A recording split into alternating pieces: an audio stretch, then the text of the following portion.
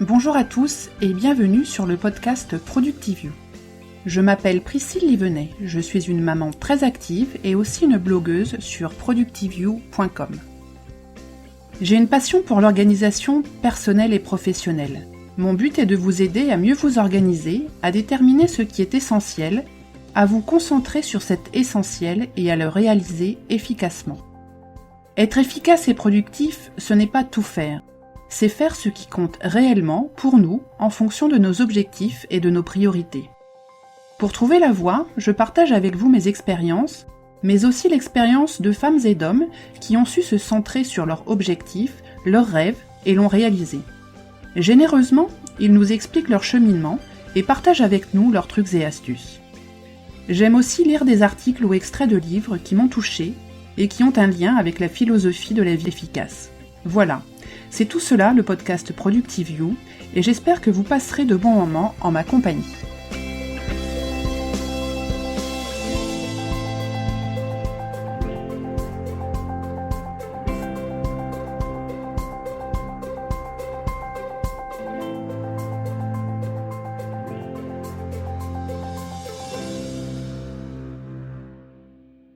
Bonjour à tous et bienvenue dans le podcast numéro 30 de ProductiveYou.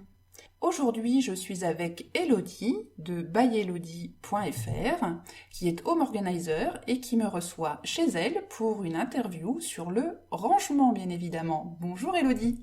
Bonjour à tous, bonjour Priscille et surtout merci de me proposer cette interview. Écoute, c'est moi qui suis ravie de te recevoir. Alors, comme pour beaucoup des interviewés, nous avons pris contact via Facebook. Les réseaux sociaux sont extrêmement pratiques pour cela. Et aujourd'hui, Elodie, tu vas nous expliquer déjà comment tu es venue à devenir home organizer, puisque si mes souvenirs sont bons, c'est pas exactement ton métier premier. C'est vrai. Et puis ensuite, on parlera d'un sujet plus spécifique sur le rangement. Voilà, c'est vrai que le home organizer, c'est aider les personnes à ranger chez elles. Et moi, je fais ça depuis très longtemps, déjà toute petite, puisque je vivais avec 3 frères qui ont bien apprécié que je range tout, y compris leur chambre à la maison. Oh, pas bien, pas bien. Et puis ensuite, la vie de couple, bon ça va, mon mari en a moins abusé quand même. Et j'ai travaillé pendant 20 ans comme cadre pour une entreprise américaine. Donc j'avais beaucoup de déplacements à gérer. Alors même si je laissais des listes, des consignes à la femme de ménage, à la nounou, etc., j'ai remarqué que c'était vraiment ardu d'organiser la maisonnée et le planning des enfants, puisque aujourd'hui on a possibilité de faire plein d'activités, mais voilà, en discutant avec mes collègues cadres, je me suis rendu compte que ça pourrait être intéressant de mettre mes compétences d'organisation et de facilité à ranger à leur service. Donc c'est vrai qu'il existe depuis quelques années le métier de home organizer qui aide les personnes à s'organiser chez elles. Et tu fais ça depuis combien de temps ? Depuis 2013. D'accord. Je l'ai fait beaucoup dans mon entourage au début. Ouais. Et puis maintenant les personnes me contactent sur internet en fait via mon site. Très bien, très bien. Alors moi j'ai eu, quand on a discuté toutes les deux pour préparer cet enregistrement, tu m'as proposé un thème que j'ai trouvé très original par rapport à ce qu'on peut voir sur les blogs de rangement ou sur Facebook ou etc.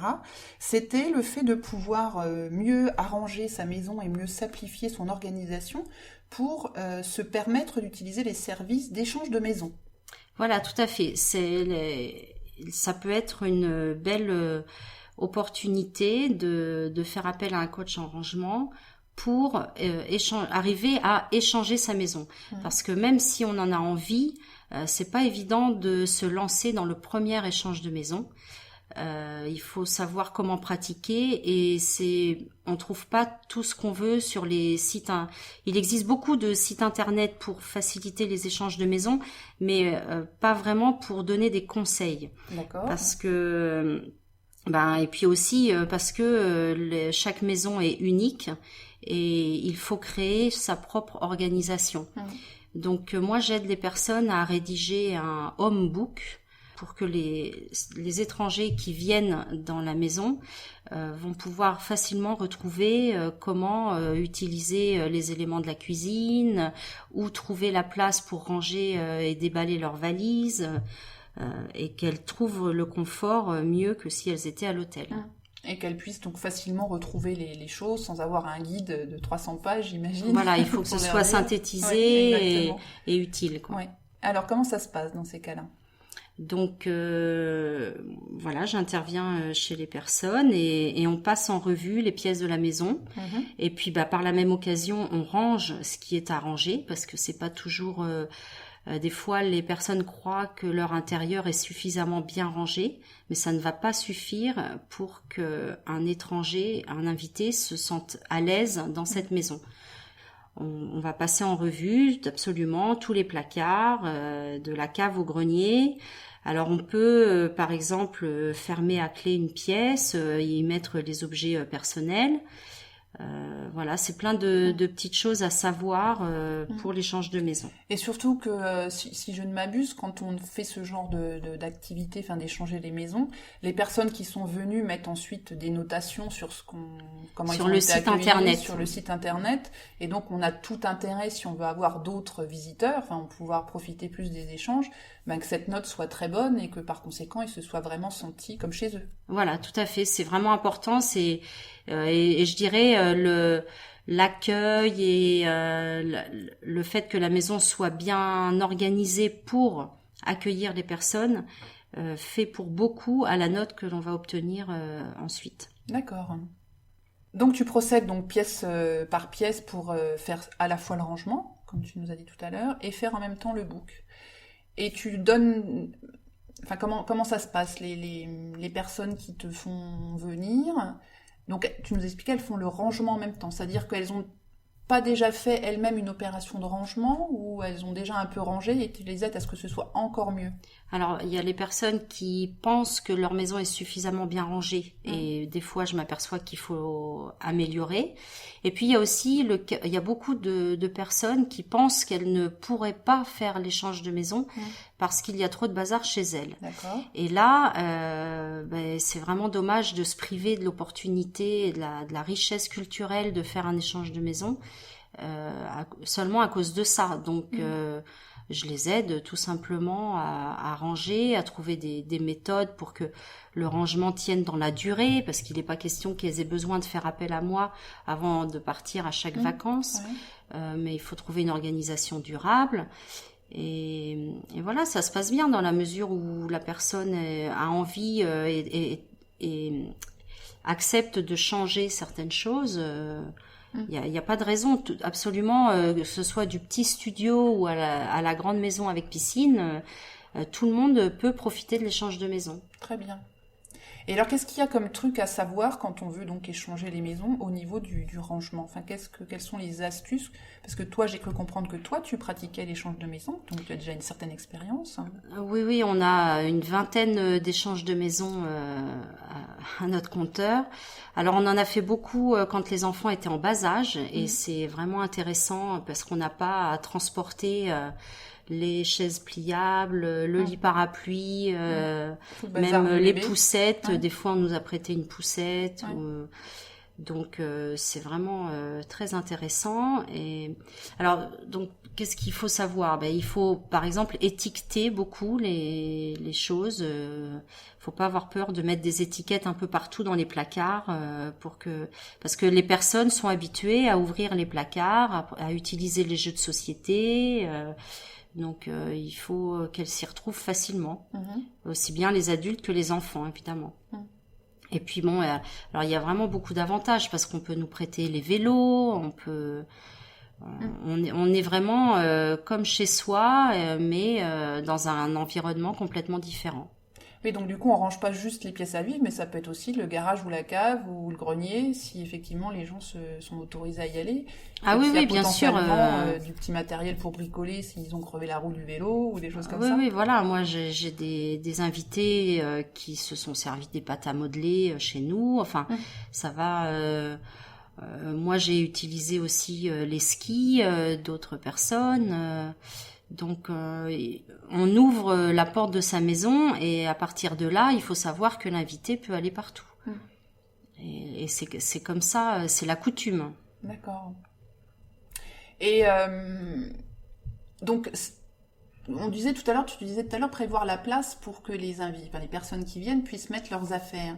Mais ça veut dire du coup qu'on doit avoir des armoires à moitié vides ? Ah oui, pour les vêtements, il faut laisser la place. Et puis, mais c'est bien en même temps. Hein, c'est aussi l'occasion justement à chaque vacances de refaire un tri dans l'objectif de faire l'échange de maison. Mais ça régularise aussi le fait de faire du rangement. Ça force le rangement, quoi. D'accord. Bon, d'un autre côté, si on est parti en même temps, on emmène déjà une partie de ses vêtements, donc ça aide un petit peu. Parce qu'effectivement, l'idée de se dire, il faut que j'ai la moitié de mon placard à moitié vide pour leur laisser de la place. Oui, il faut pousser un petit peu les vêtements, ouais. Mais c'est... Oh, si, ça se fait bien. Oui, enfin, c'est juste pour les vêtements, c'est pas pour tout le reste, effectivement. Alors, non, les vêtements, et quand même, dans la cuisine, il faut aussi que les personnes qui vont arriver vont acheter de quoi manger pour la semaine, et donc il faut qu'elles aient la place de mettre ça dans les placards de cuisine quand même. D'accord. Donc, c'est aussi l'opportunité de trier la partie alimentaire de la cuisine.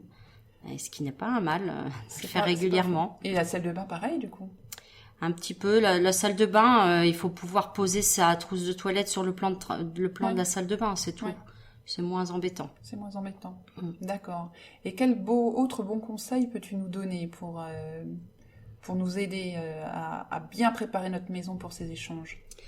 D'une manière générale, pour les personnes qui ont du mal à ranger, moi je donne toujours pour garder la maison rangée, il faut s'efforcer quand on quitte une pièce de réfléchir s'il n'y a pas quelque chose qu'on doit ramener dans la pièce où l'on va. Pour ne pas faire un voyage à vide en fait, toujours que ce soit utile, quoi. Ouais, j'aime bien ton expression parce que je travaille dans le transport, donc les voyages à vide, on a horreur de ça, et c'est quelque chose que je dis toujours à mes enfants quand ils quittent une pièce pour aller dans une autre, c'est hop, on part pas les mains vides, on ne voyage pas à vide. Voilà. Donc c'est un peu ton truc d'organisation en fait, ça. Voilà, c'est un petit truc personnel qui permet en fait d'avoir toujours de garder en fait toujours les pièces en bon état sans que c'est des choses qui traînent. Voilà, puis pour faciliter le rangement, il faut en avoir moins. Ça c'est clair, moins on en a à ranger, plus facile c'est à faire. Oui, c'est clair. C'est clair que c'est plus simple. Et puis, c'est plus simple à entretenir, ne serait-ce que pour faire la poussière, le ménage autour. Exactement. C'est très bien. Tu es aussi dans une démarche minimalisme, du coup, ou pas du tout, Élodie ? Je sors un petit peu du sujet. Oui. Moi, j'aime beaucoup cette tendance. En ce moment, je lis le livre de Bea Johnson, qui s'appelle « Zéro déchet ». Oui. Elle donne beaucoup de conseils pratiques pour nous aider à épurer nos intérieurs. Et c'est vrai que c'est une bonne chose d'aller vers ça. On consomme trop, du coup c'est fatigant d'avoir beaucoup d'objets à gérer. Des fois on rachète des objets qu'on a déjà à la maison. Donc ensuite quand on les retrouve, on est doublement frustré parce que finalement on les avait déjà chez soi. Donc faut s'efforcer d'en avoir le moins possible. Oui, c'est vrai. Je suis assez d'accord avec toi. Moi j'essaye à la maison en tout cas de faire un qui rentre, un qui sort. Voilà, c'est une bonne J'essaye d'appliquer à mes fils, mais alors eux ils sont pas d'accord. Ils sont pas d'accord. Et sinon, aurais-tu un petit proverbe qui te suit depuis un petit moment ? Alors moi j'aime bien le proverbe d'Antoine de Saint-Exupéry. La perfection est atteinte, non pas quand il n'y a plus rien à ajouter, mais quand il n'y a plus rien à enlever. Ah, mais là, on rejoint bien ce que tu venais de dire. Voilà, il faut vraiment épurer les intérieurs pour que qu'on retrouve plus facilement les choses et qu'on ait moins de mal à les ranger. Et toi, donc, qui es dans ce métier d'home organizer, est-ce que tu as déjà eu des retours de tes clientes sur les bienfaits d'avoir rangé, d'avoir épuré, d'avoir allégé ? Ah bien sûr, oui, il y a vraiment... Et comment ça se manifeste ? En fait, à partir du moment où les clients ont accepté de changer chez elles, À partir du moment où on les aide à ranger, elles se sentent beaucoup mieux, elles se sentent allégées d'un poids de toutes ces années, de toutes ces choses qu'on a gardées inutilement. Et là, le fait de s'en séparer, c'est vraiment vécu comme un soulagement. Ouais. Et un mieux-être à tout niveau. Quoi. Ouais, et pour toute la famille en plus. Oui, je suis d'accord avec toi. Moi, je sais quand j'ai commencé à faire un grand tri, alors même si j'étais quand même pas surchargée, mais j'avais un petit peu peur parce qu'on dit souvent qu'on a horreur du vide, que l'esprit a horreur du vide et que dès qu'on voit du vide, on veut remplir. Et en fait, personnellement, en tout cas, je me suis rendu compte que c'était l'inverse. Maintenant, plus je vois de vide et plus j'ai envie de vide, et plus j'ai envie que mes placards soient de plus en plus aérés, que j'ai de moins en moins de bibelots sur les meubles. J'enlèverais bien tout, même. Ah oui. Après, ça devient un peu... Après, ça ferait un peu trop vide, un peu trop froid. Hein, il faut bien même garder quelques objets jolis et agréables et qui mettent un peu de douceur dans la maison. Mais je me suis rendu compte, en fait, que c'était... Voilà, j'avais pas du tout envie de remplir ce vide que je faisais. Non, personne, on ne veut pas faire machine arrière. Non, c'est clair. Et puis surtout, ça laisse la place à passer plus de temps avec ses enfants, ses amis, à recevoir plus facilement. Parce qu'on n'a plus honte de son appartement, donc on reçoit. Voilà, déjà. Et puis, on a plus de temps pour profiter des loisirs aussi, puisque on passe plus nos week-ends à ranger, et à faire le ménage. Donc c'est beaucoup de positif, d'un mieux vivre en général. Oui, je suis très d'accord avec toi. Très bien, veux-tu ajouter quelque chose, Élodie? Sinon, écoute, il me restera à te remercier. Non, je pense qu'on a fait le tour. C'est vrai que c'est important de faire connaître ce métier de home organizer qui est trop peu connu. On en voit beaucoup aux États-Unis. Hein. Moi, je vois pas mal de sites internet, de podcasts, de vidéos sur YouTube d'home organizer aux États-Unis. Oui, en Europe, ça vient en Italie, en Belgique, mais pas. Ça a du mal à se développer en France, alors que voilà, c'est vraiment dommage de ne pas profiter de ce métier qui nous simplifie la vie, quoi. Très bien. Et vous êtes organisé en fédération internationale ou comment ça se passe? On essaye on se rapproche des Belges en ce moment pour créer en effet une fédération francophone, en tout cas. Il en existe déjà en Italie, en Angleterre aussi, et puis il y a la fédération internationale qui s'appelle la NAPO, afin que ce métier soit connu et reconnu plus en France. D'accord. Et est-ce qu'en France ou en Europe, en tout cas, il y a des certifications comme il peut y avoir aux États-Unis pour les home organizers? Non, pas à ce jour. Non. Très bien. Écoute, je te remercie en tout cas d'avoir échangé avec moi sur le sujet des échanges de maisons, puis aussi de nous avoir un peu plus fait connaître le métier de home organizer, parce que comme tu l'as dit, c'est encore assez nouveau en France, on connaît pas trop bien comment ça se passe et c'est extrêmement intéressant. En tout cas, moi, je souhaite une longue vie à ton entreprise. Donc, je répète, c'est byelodie.fr. Donc, j'imagine que le site, c'est byelodie.fr. C'est cela. Et merci beaucoup, Priscille. Je t'en prie. La page Facebook, je mettrai les liens dans les notes du podcast pour qu'on puisse te rejoindre sur Facebook. Tu as d'autres réseaux sociaux ou LinkedIn? Oui, il y a LinkedIn, Twitter. Okay. Voilà, c'est byelodie toujours. Très bien. Eh bien, écoute, tu me donneras tout ça, que je les mette sur les notes du podcast, comme ça nos lecteurs pourront en profiter et puis te retrouver et puis travailler avec toi. En tout cas, je te le souhaite. Je souhaite une très longue vie à ton entreprise. Merci beaucoup, Élodie. Merci.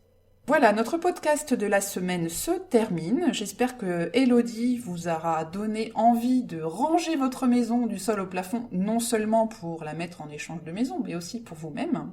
Par ailleurs, puisque nous sommes bientôt en mars, il va y avoir la journée mondiale du rangement, le 21 mars.